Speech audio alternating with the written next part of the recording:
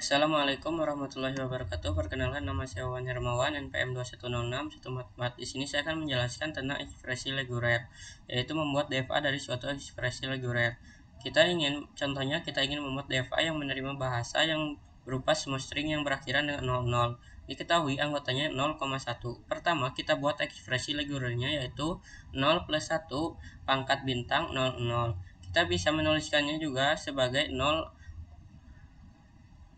U pangkat bintang 00 karena simbol plus bisa menggantikan U. Dari ekspresi reguler tersebut kita lebih mudah membuat NFA daripada DFA dahulu. Mesin NFA-nya dapat kita lihat pada gambar di bawah ini. Lalu kita masukkan ke tabel transisi.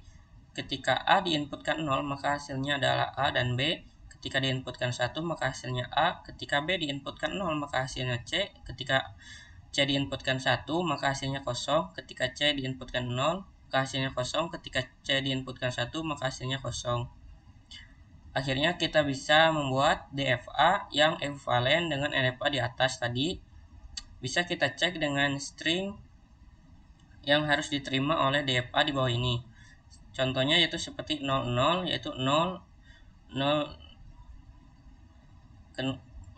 maka ketika diinputkan 00 maka berakhiran di C, yaitu C akhiran, state akhir, sehingga stringnya diterima. Selanjutnya 100 yaitu 1, A diinputkan 1 lalu menuju A lagi. Ketika A diinputkan 0 maka menuju B.